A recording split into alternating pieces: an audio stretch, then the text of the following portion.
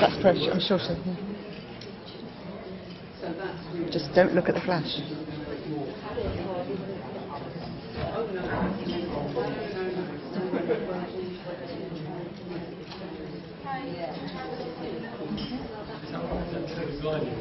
No.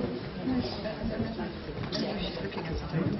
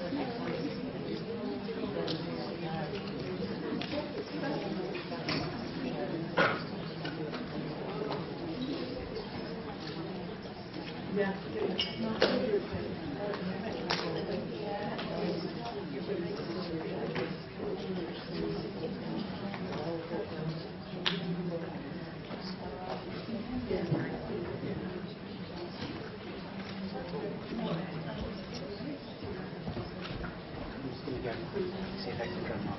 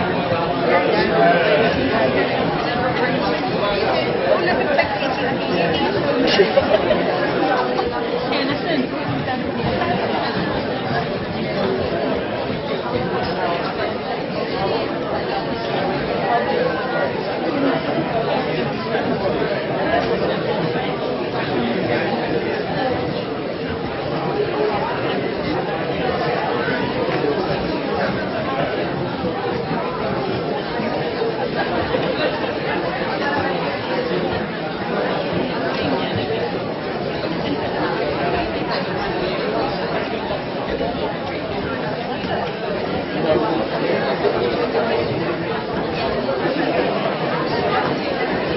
Christine, how are you? Hello. You all right? Yes. Going yes. well? Good. I don't know whether there's any chance of announcing, do you know? No.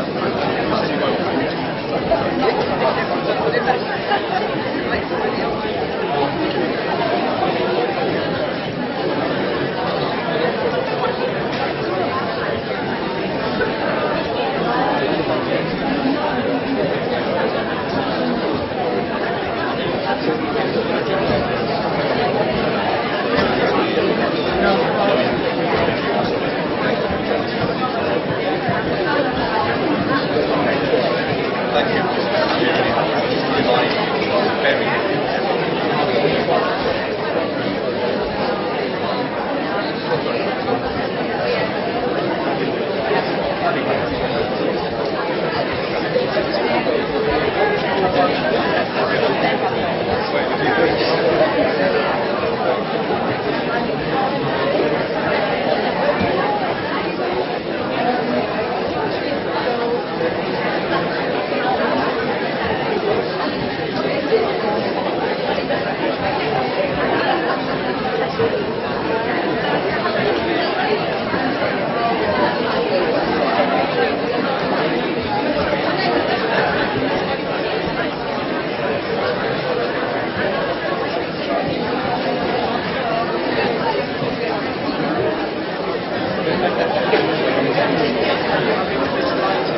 Yes. Okay,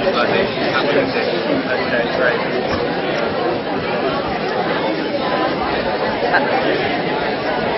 Okay, I think we'll make a start if people could. I know there are still a few people coming in, but if you could sort of make sure the end of your rows are clear, if you could sort of move in, and then anybody who comes in the next few minutes can just, or later, can just slip on the end of a row. Good morning, everybody. Welcome to our next keynote speech, talk, lecture, whatever you like to call it. It's my great pleasure and privilege to do the introduction to our keynote speaker, Lesley Emerson.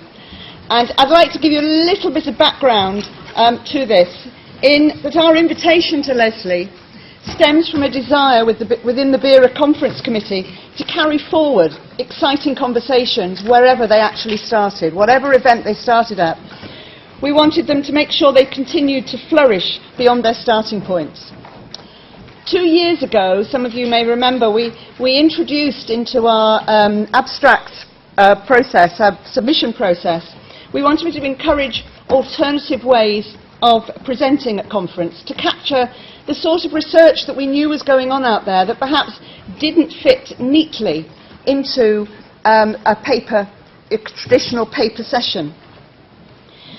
And Lesley and her colleagues at Queen's University Belfast responded to that challenge to highlight the very contextual work they were doing, working with schools in post-conflict environment of Northern Ireland. They linked schools with a seminar, visits to schools with a seminar, looking at different ways of working towards a more integrated society. That's it in a nutshell. I'm sure I haven't got that completely right, but that's the sort of essence of it in a way. It was highly stimulating for those of us who took part. Listening to Lesley, one cannot help to be impressed by her commitment and enthusiasm for the work and the importance of the linked research. So it wasn't just the visits to schools that impressed us, it was the way it was all brought together, and Lesley seemed to epitomise that in the commitment and enthusiasm she showed. And we were impressed enough not to want that conversation just to stay as being contextual to Northern Ireland. Lesley is a lecturer in education and Deputy Director of the Centre for Children's Rights at Queen's Belfast. Her research is focused currently on 2 themes: the role of former combatants in education for citizenship in traditional and conflict-affected societies, and also children and young people's participation rights in school and community. In particular, she's interested in exploring how schools assist young people in understanding the nature of conflict and conflict transformation, and support them in navigating the complex political contours of conflicted societies. She is the Northern Ireland lead on a 5 nations network for citizenship education, and it is this that underpins her keynote this morning. Lesley's going to be, as you can see on the screen, Lesley's going to be talking, and the title of her talk this morning is Education for Political Generosity. I just think that's a lovely phrase. The role of schools in supporting young people's understanding of politically complex societies. Lesley. She will be taking the same format as we did yesterday with Poonam. Lesley will talk for however Lesley talks for, but hopefully there will be time for 1 or 2 questions at the end.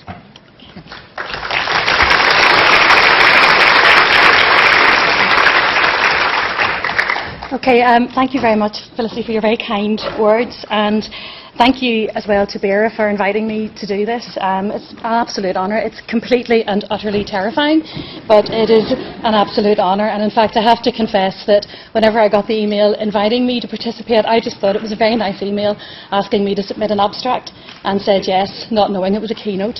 So the lesson is read your emails really, really carefully before you commit to anything. I'd also like, before I start, just to thank my colleagues who are here from the School of Education, and my former colleague Lee, who the English got back from us.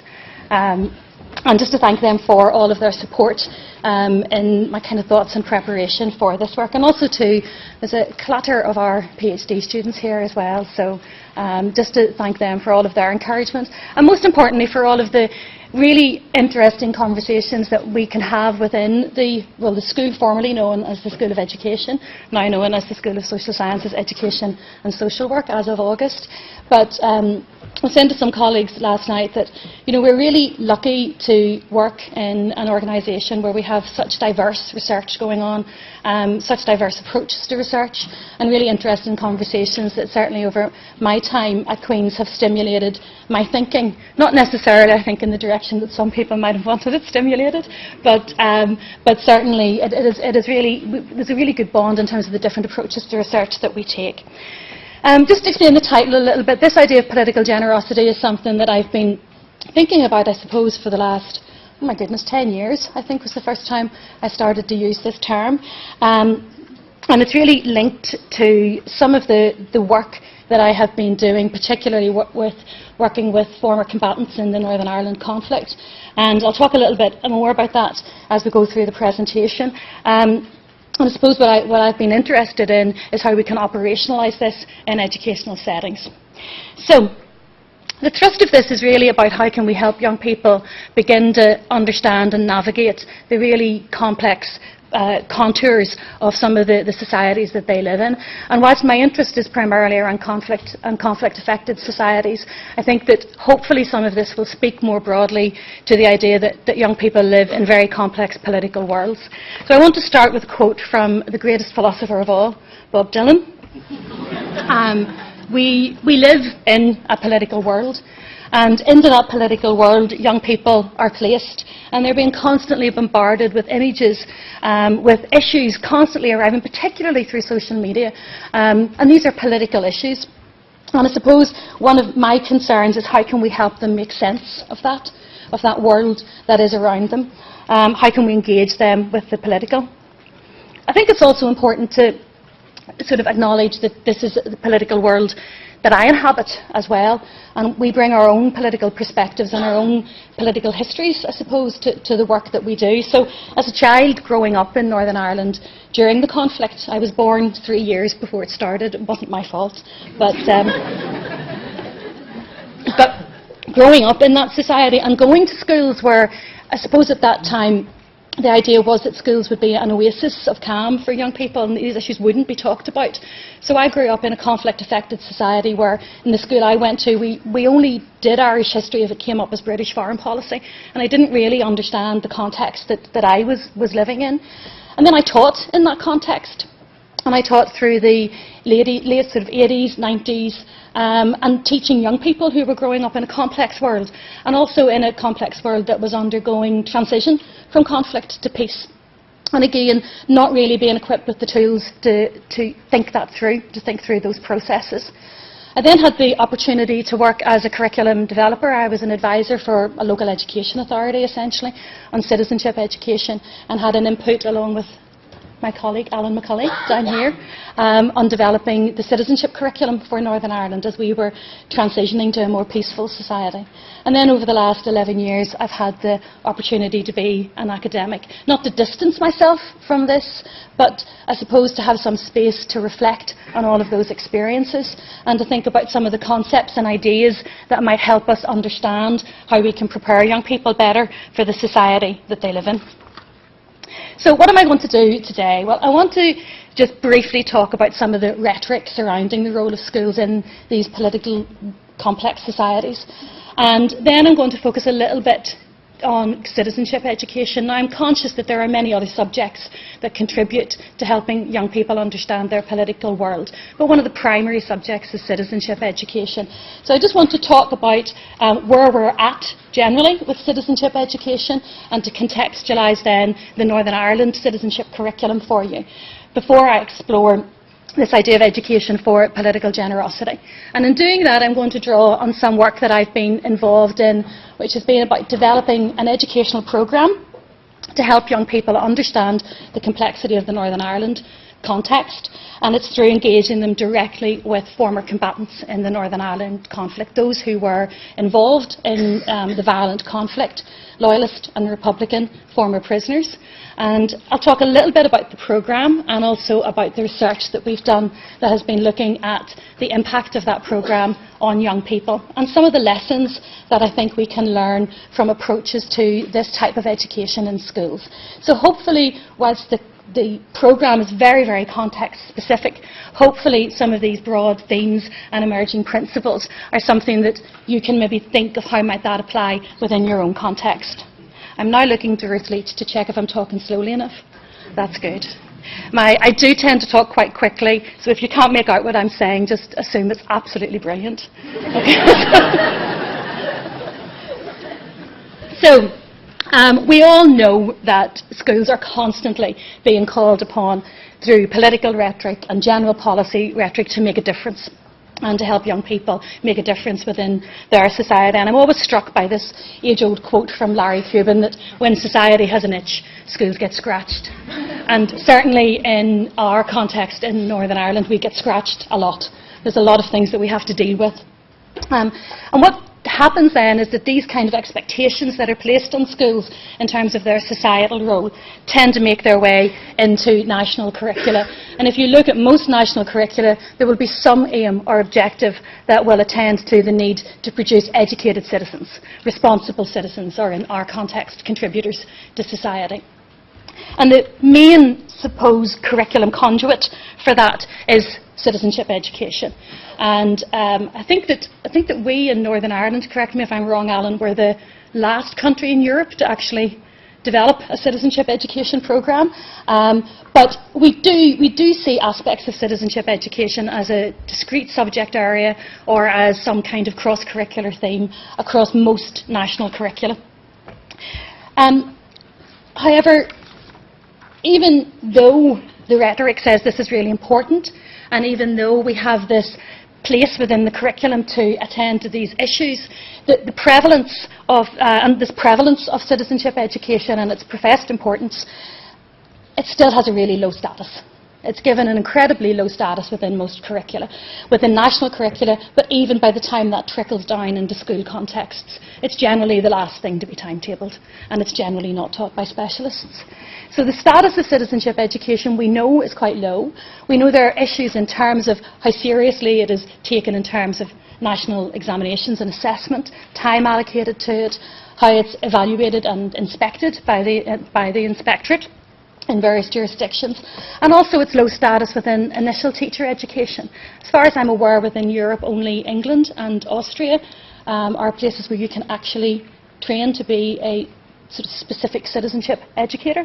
And even though we have citizenship as a key component of our national curricula in most contexts that all teachers have to deliver, very few teacher competences refer to citizenship related issues. So by and large, we have people who don't see themselves as specialists, who don't feel confident or comfortable with it, and that results in citizenship education in general having a very low status.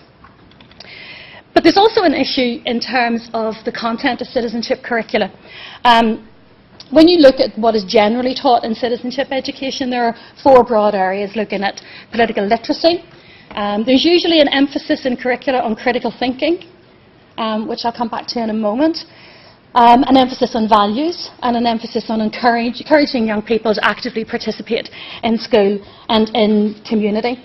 And we have seen a shift over the years in the way in which citizenship education is being delivered. It has shifted from what Terence McLaughlin referred to as a minimal approach to citizenship, a very narrow, or Keith Folks talks about thin citizenship, to a much more maximal or a thicker type of citizenship, where we are asking young people to look more broadly at issues, not just understanding political institutions, but trying to understand the concepts behind the politics of our society. Inquiry-based approaches, particularly in conflict-affected societies, where young people are being asked to look at different issues and to learn the kind of the politics behind citizenship through inquiry. And that's something to be deeply commended, that we've moved from kind of narrow nationalistic approaches to citizenship education. And what we see is an intertwining then of the structural, the political, the cultural and the personal all coming together in these curricula.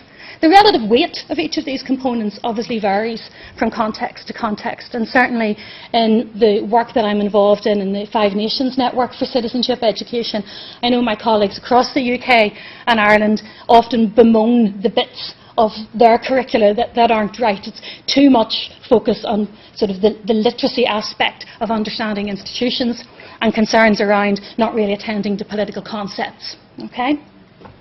In our context in Northern Ireland, we took the approach that what we were going to do is focus on concepts. Now, this was, I suppose, I mean, we've ended up with a curriculum that I suppose is political literacy light. And part of that is because whenever it was being developed, our institutions were just in formation. So we didn't, and we also are the only citizenship curriculum, as far as I'm aware of, to not mention the word citizenship or citizen. It's only in the title, but it's not in the actual curriculum because of the contested nature of what it means to be a citizen in Northern Ireland. So what we have is a curriculum that's based around these 4 themes, and these 4 themes are meant to be connected, they're meant to be interrelated. They were developed in such a way that they were to address some of the criticisms of earlier programmes that we had, like Education for Mutual Understanding. And it still amazes me that that is lauded around the world as a really fabulous programme, because we know it wasn't. We know that there were huge issues with it. And the issues with it were that it didn't attend to the political and it didn't attend to controversial issues. So when we were involved in developing the citizenship curriculum, these are the issues that we wanted to put in and we wanted to foreground.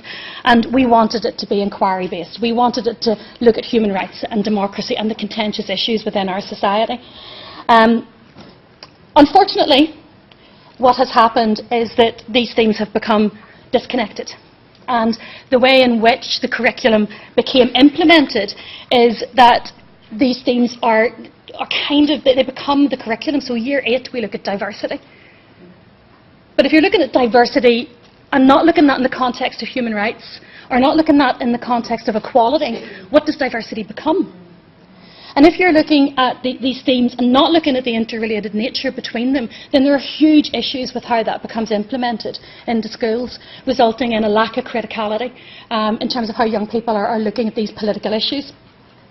The other thing is that even in terms of the development of these themes, there's a lack of understanding of what some of these concepts mean.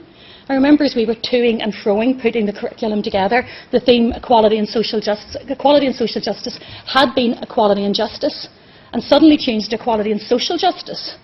But there was no social justice content under the theme.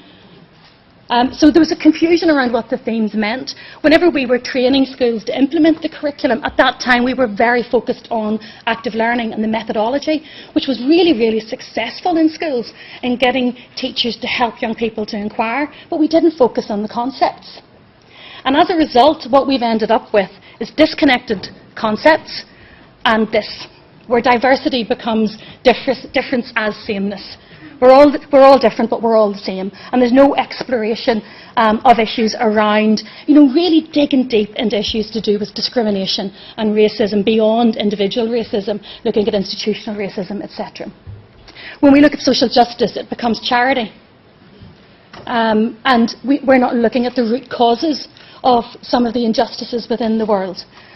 And then my particular issue is around human rights, where human rights become diluted to values, rather than human rights as processes that hold government to account and hold power to account, and where we move to a rhetoric of rights and responsibilities that responsibilises young people. I'm not saying young people shouldn't be responsibilised, but not in relation to their human rights. They possess human rights because they're human. It's not contingent on their responsibility. And the result of that is we end up with a curriculum that obfuscates the role of the state in protecting, promoting and fulfilling our rights, and it produces citizens overall that are compliant, where political action becomes volunteering. Okay? So that's the context in which we are operating with this kind of dilution and depoliticisation of very, very political concepts. But, as I was sort of saying to a colleague, even if we got the curriculum right and we put all those issues in, we know what would happen. People would avoid teaching it.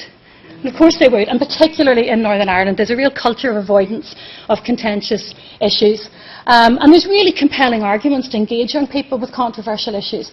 But this culture of avoidance, I'm not blaming teachers. I understand fully why teachers want to avoid this. They're scared of not having enough time to deal with it. They're scared of these kind of emotional responses. They're scared about their own professional knowledge, their capacity to actually teach these issues and to deal with some of the emotions it might bring up in the classroom. There's genuine pastoral concerns from teachers who are thinking children already live in a chaotic world, why would we make it more chaotic? And then there's personal reasons, fear of repercussion from parents, from school leaders. So there's lots of reasons why people avoid it. But the overall result is that we end up with this dilution of political concepts in our curriculum, and the idea of critical citizenship is either undeveloped or underdeveloped. So we talk about critical thinking, but thinking critically is not the same as thinking politically. And that's the core issue with where we're at. And in a sense, we're failing to give young people the tools that they need to really understand their political world. Now, I could just stop there and say, can you just get on with it then? But where that has brought me to over my years of being an educator is to say, well, we need to do it. We actually need to do this. We need to engage with political complexity and controversy in the curriculum. And then we need to do what I've been talking about at the start, develop young people's capacity for political generosity. And let me explain a little bit to you about what I mean by that. And where it came from. Where it came from is kind of controversial, which is what lies at the heart of it. That this idea of political generosity for me came from a frustration of seeing a lack of political generosity within my own society, and a frustration that was about society deciding what stood for legitimate political perspectives and what didn't. And my work with the former combatants in the conflict, Loyalist and Republican former prisoners, it was their relationship one to the other, because they work a lot together. And it was their relationship in a post-conflict society that really spoke to me about their ability to legitimise the cultural and political identity of those with opposing views, primarily on the basis of their right to hold it. Michael Ignatieff talks about how rights suck you in. If you are saying, I have a right to this identity, then you have to acknowledge, well, so do they. Okay? And there's something about that kind of legitimising the other's identity, these very extreme political identities, I suppose. But also about those individuals having confidence in their own cultural and political identity and their right to hold and express it. And maybe at this point it's important to say that the former combatants that I work with, they are not ex-loyalist and ex-Republican combatants. They're loyalist and Republican ex-combatants. It's really important where the ex goes, because their politics hasn't changed. Okay? Their recourse to violence to pursue that political end has, but their politics remain the same, and they have a confidence in their own cultural and political identity. And the other feature that was sort of coming out of that for me was this idea of trust. And we know from other conflict-affected societies that, this trust is part of a psychological repertoire that we need to accept, legitimise, respect, humanise the other group. But there was something about the trust between these ex-prisoners that I was working with that was really important as well, that the trust was very politically pragmatic in nature. They weren't friends. They definitely weren't friends. Now, some friendships have emerged over the last lot of years. They weren't friends, but they had to work pragmatically in their communities to ensure peace at a grassroots level, and they had to work with each other. So it started with political pragmatism to secure peace, and from that engendered more and more trust. So those were the kind of ideas I was thinking about, and it feels different to me than tolerance. It just feels different because it's about really legitimising the broader parameters of political identities. So, all very well saying this is what we need to do, but as a teacher, then, well, how do we do it? How do we actually operationalise that? How do we take these big ideas and then operationalise that through a curriculum? And that's where this work has come in terms of the Prison to Peace programme that I've been involved in working on. So this programme is aimed at 14 to 16-year-olds primarily. That's the age group it's working on. It's based on the narratives of political ex-prisoners from Northern Ireland. So I conducted a series of interviews with a range of Loyalist and Republican prisoners who had been involved in the violent conflict in Northern Ireland. The focus of it is around the complexity of conflict. It looks at the politics of conflict transformation, which is a term that we use in Northern Ireland as opposed to conflict resolution. It's acknowledging that the conflict still exists. There is still a political conflict there, but it's about transforming that into non-violent means. It's looking at the processes of transition, which are slow, really slow. Our young people are growing up in a society in Northern Ireland where they constantly hear what's not happening, but they don't understand that it's really hard to make it happen. Our processes are very, very slow. And it's linked to ideas of transitional justice. So how do we deal with the legacy of the past? How do we deal with issues around truth? How do we define victims? How do we deal with all of these issues? What do we do with the former combatants once they come out of conflict? So it's helping young people understand the complexity of this transitional society. And also it engages young people directly with the ex-prisoners. So as well as teachers being trained to deliver the programme, there are a group of ex-prisoners who have been trained to go in and then at the end of the programme engage directly with young people in a question and answer session. It's highly controversial. You might have picked up on that. It is highly controversial because these are highly controversial voices from the conflict. So people have said to me, you know, why these voices, why the terrorist voices, why the paramilitary voices? Well, why those voices? Because they came to me. They were in an organisation that came to me and approached me and asked me if I could help them work with young people around these issues. Are they the only voices? No. Does the programme claim it's the only voices? No. But what do those voices do? They open up everything. You cannot go in with the most controversial of voices and not then open up the entire debate around everything else. You cannot talk about former combatants and not talk about victims. You cannot do that, okay? The terminology used is highly contentious. I'm conscious of the words that I've been using to date. I'm conscious of saying combatant and not terrorist and not paramilitary. I'm conscious that the term political ex-prisoner is a difficult term, but in terms of this programme, from my perspective, the definitions belong to the defined, not the definer. So this is how they wish to be defined, and that is how they are defined in the programme. And part of the programme is exploring the politics of naming, the language that we use. So it's really important that those terms are used and that controversial terms are explored. And of course, all of this is happening in a society that is deeply, deeply, deeply scarred by conflict. And this is a society where there is still residual violence and where the conditions that caused and exacerbated the conflict are not altogether in the past and the peace is not altogether secure. So it's a deeply controversial programme and it's no wonder that very few schools opted to do it, which is something to come to in a moment. Just to give you a flavour of what it actually looks like, because people do want to see what the programme looks like. So the narratives were kind of analysed to draw out particular themes. The young people engage with those kind of snippets from the ex-prisoners' stories. They look at why they got involved in conflict. There's deliberate contradictory statements. Some people are saying it's politics that took me there. Some people are saying it was my family that influenced me. It was the conditions. So it helps the young people build up a picture of the very complex world in which our conflict was emerging at that time. They also explore the prison experience and the fact that that prison experience gave the combatants time to reflect on what they were doing, time to become politicised for some of them and to think of alternatives.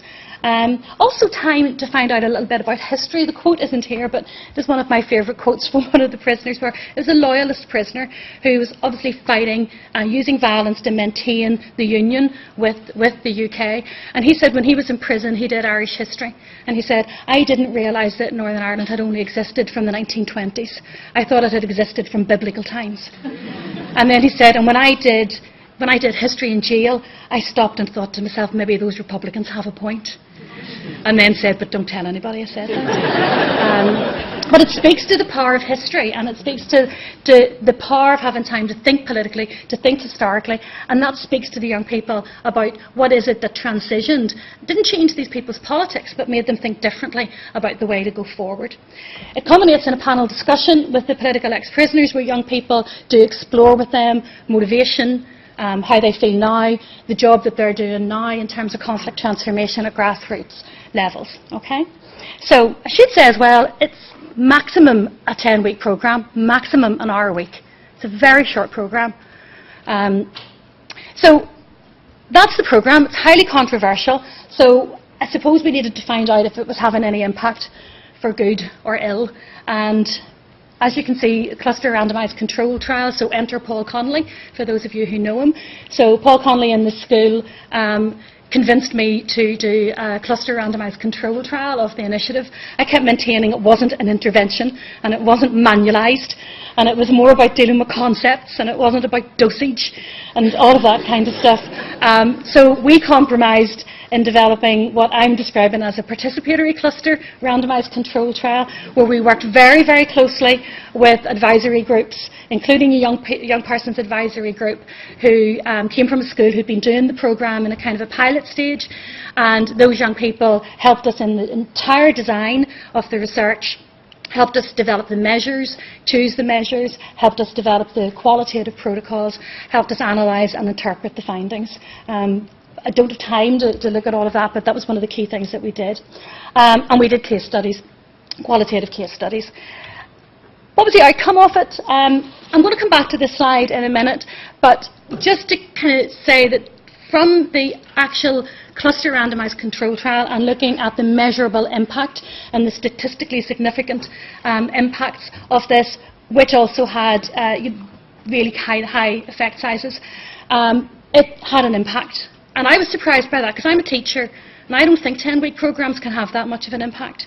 I certainly was really surprised that it reduced sectarian prejudice significantly, because the programme doesn't actually even talk about sectarian prejudice. It just exposes young people to political complexity. So it did all of these things. It increased their awareness of the complexity. And if anybody wants more details around this, do ask me, because I can send you this. But I don't want to focus on the actual RCT bit of it. But it did have an impact. It did have an impact on young people. But what we really need to do is to kind of try and understand why, which I'll come to towards the end. And we can only understand why when we dig in qualitatively to what was going on. So I'll be talking a little bit about what the young people told us. But one of the things that I think might be useful to people here today is, what are the emerging principles coming from this programme? What are the kind of pedagogical principles that might assist us in other contexts to start to think about how we can address head-on some of these controversial political issues in our society? And these are the four things that I'm going to speak just briefly about now. We need to acknowledge the past. We need to engage with polyvocal narratives. And we need to disrupt the given perspectives that young people have from their families, from communities, from the media, and elite perspectives that they get through history textbooks as well. And all of that has to be conducted within a conducive climate. I remember whenever the outcomes of the RCT came out, and the ex-prisoners that I had been working with were absolutely delighted that it had had an impact. And one of them said, look, this is what happens when we go into schools and tell our stories. And I said, no, this is what happens when your stories are placed in the hands of skillful teachers in schools that are prepared to take risks so that young people understand their society. So the context is really, really important here. It's not about the stories, it's about how those stories are handled in the context and how those teachers draw out these types of themes. So let's look at this idea of acknowledging the past. In the words of Maya Angelou, history, despite its wrenching pain, it cannot be unlived, but if faced with courage, then it need not be lived again. So facing these issues with courage is important, and also acknowledging that the antecedents of social problems are really, really important for us to look at. We can't expect children to understand political issues now if they don't understand the history in which those problems have emerged over the years. And you can all make connections to your own issues in relation to that. So it's important that young people are encouraged to engage with the backstory to these issues so that they can make sense of their current socio-political context, to help them understand the nature of the problem and also the dynamics of solutions tried in the past. How have we tried to resolve this, and how are those resolutions very context and historically specific? Okay. Alan McCulley is the history expert here, but it's one of the things that Alan McCulley and Keith Barton would say is that we can't look back on history and judge it by today's standards. We need to understand history in that context. So, a couple of quick things, and I'm really just going to scoot through some of these quotes just to give you a flavour. What was really interesting for us is that the young people who were involved in this research, who had gone through the programme, were much more willing to engage with these issues than a lot of the adults were. And the rationale for that is, like, you can't hide from the past. They're seeing the marks of conflict and history around them day and daily. Those of you who were in Belfast last year will have picked up on that. So you can't hide from that. It's still there. And as this other student said, you have to get used to it. You have to know about it. So these young people really wanted to learn about it. But on top of learning about it, this was the stuff that was really interesting. They started to make sense of their current context. So we're growing up in this state now where everyone, there's still people out there and they want to fight. And it's this idea that you don't understand what's going on, you don't understand what the division is about. And then you come into class and you learn about the troubles. And you're like, I get it now. I actually get it. I understand why we're here. Or a young person saying, I knew that you can't wear a Celtic top here, you shouldn't wear a Union Jack here. I know I'm not to do that. But now I'm getting a clearer understanding. I know where this has come from. I know why my society is the way it is. Okay? So that was important, that they began to make sense of it. And also that they began to look at the types of solutions to these problems as well. And obviously there were young people who were saying, I don't know why we should bring up the past like most adults. Why are we bringing this up again? It could all start again. But then you can see in this dialogue that there's a young person coming in and saying, well, we need to, because by looking at it, you're encouraging people to look at the mistakes people made then and how not to make those mistakes again.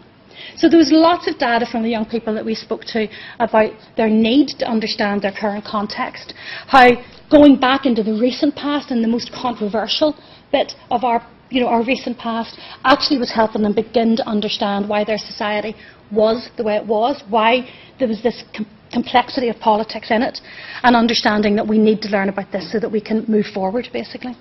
And I suppose this quote for me is the most compelling. It did happen then, and now we're living it. Okay? And sometimes adults as gatekeepers decide that we can't let these young people engage with it, but actually these young people are saying, well, we're living it, so we need to understand it. Okay? So the other bit then that I think we can draw out is this idea of engaging with polyvocal narratives. Now we do know that multiple perspectives are really important for young people. There's nothing new in that. And we do know that, certainly from history education, the literature does suggest that we need much more nuanced resources and that we need to convey sort of cognitively engaging and emotionally engaging narratives to young people through these personal narratives. It's a really important way of engaging young people with the past as well, kind of a feeling outwards from the personal experience. But I suppose one of the things about the narratives that are used in this, they are personal narratives of why people got involved, but they're political. They're political as well. So they attest to the political context and the political journey that the individuals have been on. And overall, those narratives can provide some kind of framework for the young people to start to deliberate on these issues and to start to self-position in terms of where they see themselves, their community, their society. So again, just a couple of quotes around it. The young people valued the personal perspectives. They really valued these narratives. And the top quote is saying, historians didn't experience it, they're just looking at it. And then, they're looking at it, but the prisoners, they were actually there and they experienced. So that kind of rawness they appreciated. And they're also, not just the historians, but also the politicians. A politician, yes, can say what he thinks, but he wasn't really there to know what actually was. Now, of course, in our context in Northern Ireland, quite a few of our politicians were actually there, so perhaps there's a little bit of more nuance that needs to be pulled out there. But you can see that there was something about these real lived experiences that the young people saw value in. Okay? And the reason why they saw value in them is because it gave them this deeper understanding of how people were affected by it. That it didn't just affect us and our community, it actually affected others because they were getting these different perspectives. And actually that bottom quote, you actually need to hear that said from the young person, because the young person said, so I found out that there just wasn't only one side. It was both sides. And it's both sides to blame, not just one. And it was this kind of complete astonishment at this. And of course, again, more nuance is needed because there was more than one side, more than two sides rather, but it was that kind of realisation that there was more to it than what they had been told, and that had an impact on them. It also had an emotional impact on them. I think this is important as well for teachers to be aware of, that they need to be skilled in dealing with these very emotive issues. And just in the last line of that first quote, they're recognising the anger and the crossness, that they felt the same feelings as I had, and that would make them more respectful to the other side. You wouldn't be quite as blunt or cross, and you would want to mend what had happened years ago. So it's understanding the rawness of the emotion of the time, and then treating others with due concern because their society, their community was affected by it.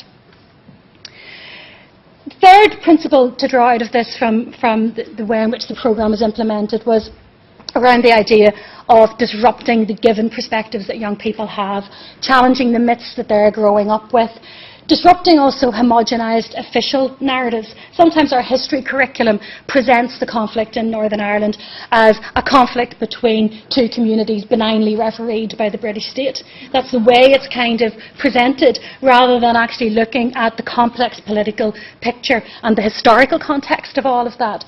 So disrupting homogenised official histories is really important, but also disrupting potentially biased perspectives that are generated at home, in communities and through the media.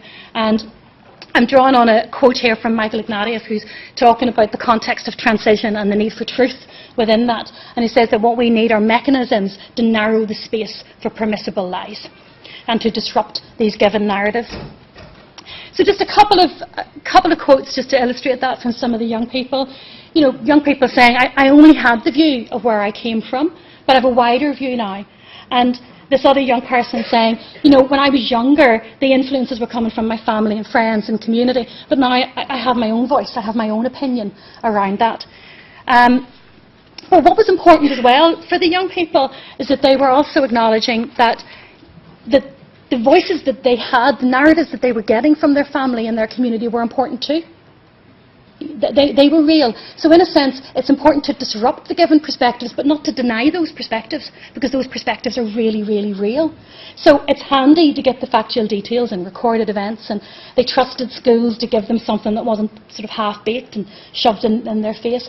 But then you go home and you talk to the people who experienced it. And what the young people were beginning to do was to locate their family experiences, particularly through this kind of intergenerational dialogue that was going on, but to locate those perspectives back in the broader perspectives.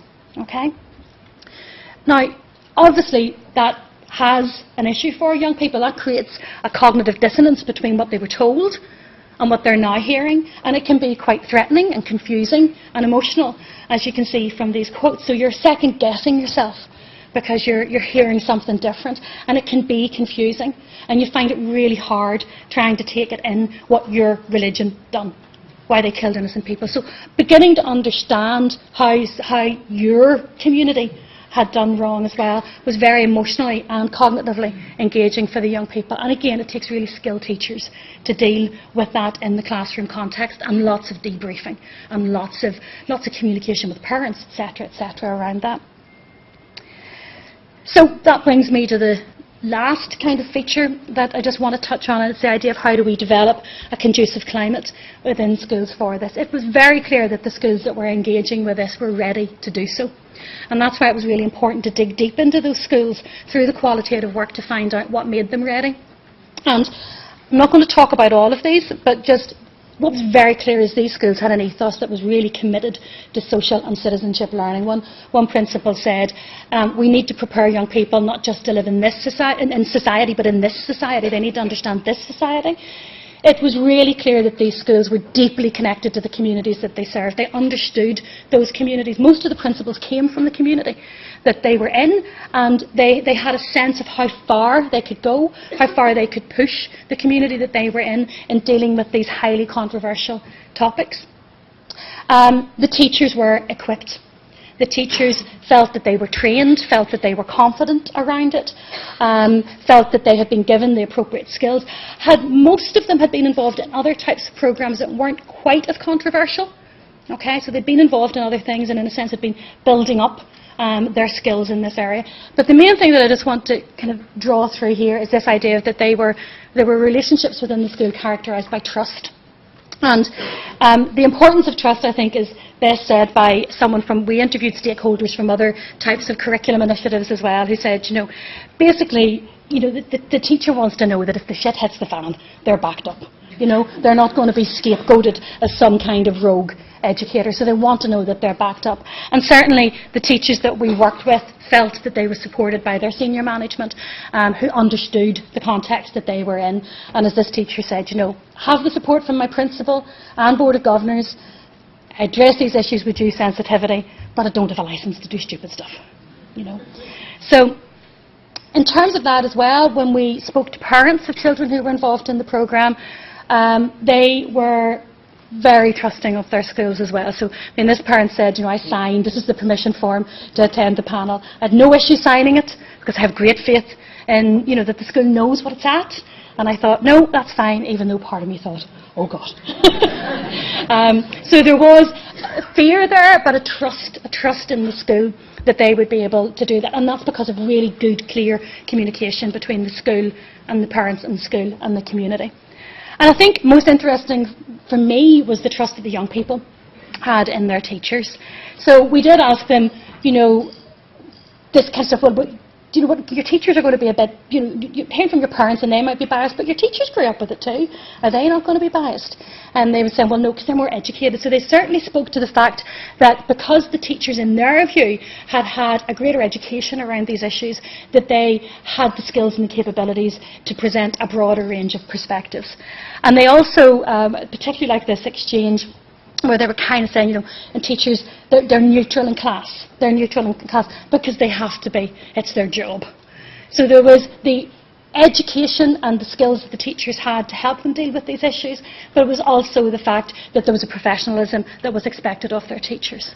What was really interesting in these schools that were really prepared to do this type of work is not one single person spoke about trusting the young people. Not one single person.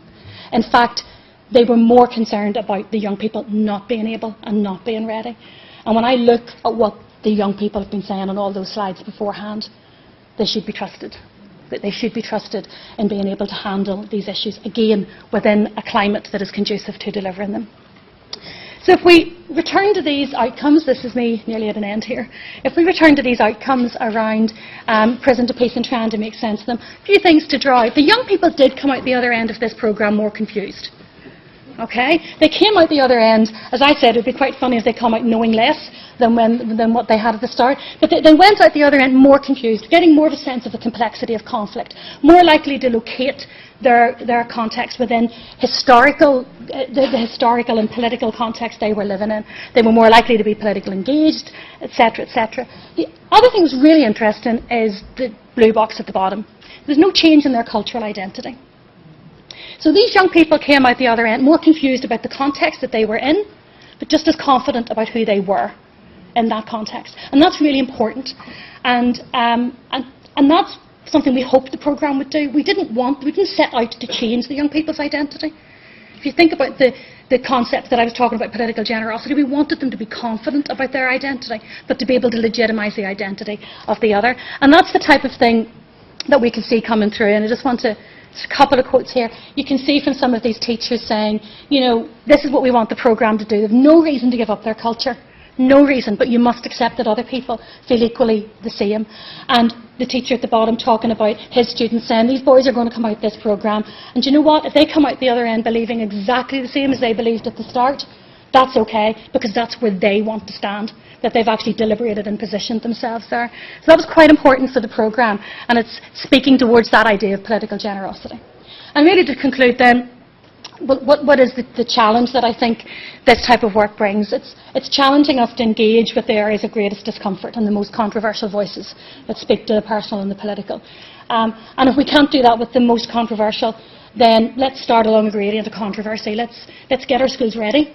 Let's get our teachers engaging and moving them along the controversy so that they can expose young people to political controversy and complexity in their societies and develop capacity to legitimise the political perspective of others and to be politically generous. And importantly, we have to trust our schools to do this, and we have to trust our teachers, and most importantly, trust young people. Thank you very much.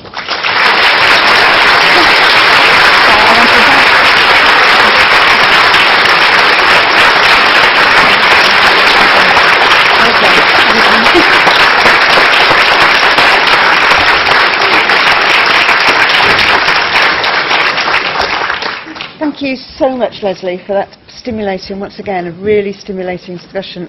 I'm sure there are hundreds, and I'm going to say I can see hands going up. We haven't got a vast amount of time, so I will take a couple of questions for Lesley. One here, one in the middle, which I'll get some roving mics. One down here and one is the lady in the middle. Just taking the glass off there, sorry. If you get one of you, get the mic up to the lady in the middle. I know some of you will be leaving because you are presenting in 10 minutes, so we understand that. But Lesley is around for the rest of the conference, so you know, please pick up on anything you want to do there. But if we could start with you down here, just. Hi, thank you. Hi, Lesley. That was brilliant. I'm fascinated by that. I really, really enjoyed it. Thank you. And clearly the programme is amazing, and I think you're very brave to having done it. But there were two things I was wondering about.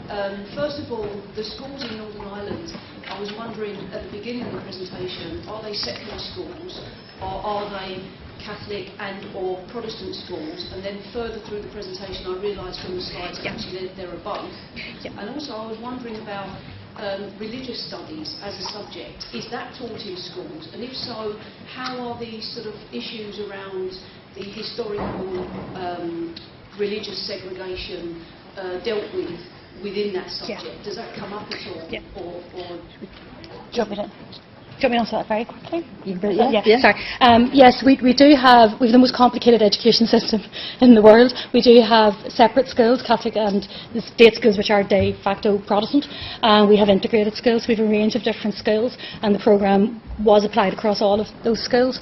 You asked about religious education. Our religious education programme is written and controlled by the four main churches in Northern Ireland. So the actual Department of Education Curriculum Council have no control over the content of that. It does not really at all attend to issues of division. I suppose one of the things that I would say is that part of the problem is if we do characterise the conflict in Northern Ireland as about religion and religious division, it wasn't as political, and it was about national and political aspirations. But there will be, issues around tolerance and respect that will be dealt with in the RE curriculum, but the RE curriculum is essentially a Christian-based curriculum, sort of confessional curriculum. Okay. Did you get lady on in the middle there? Just the last one. Perhaps you could pick it up with Lesley.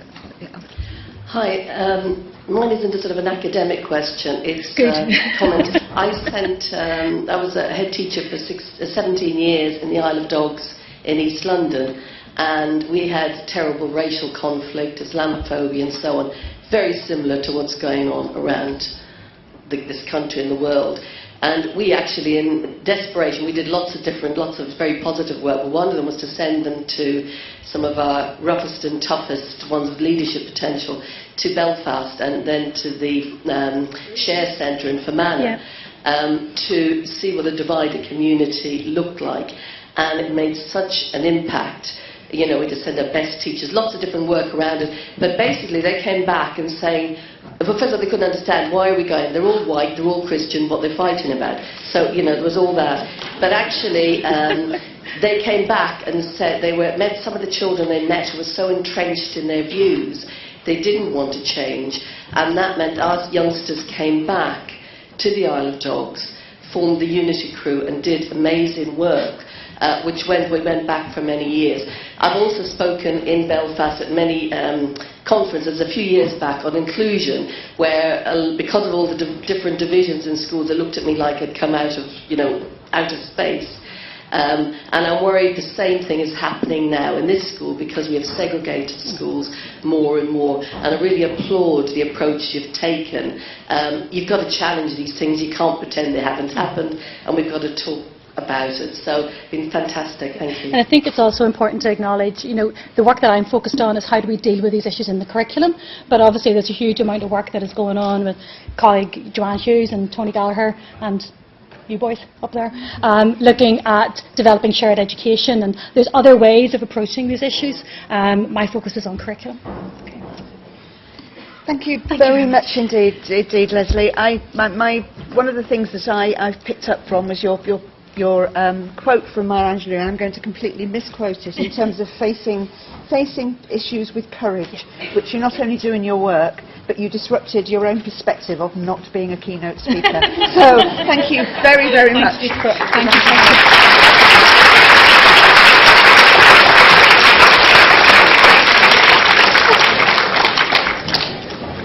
Thank you very much. Thank you so much.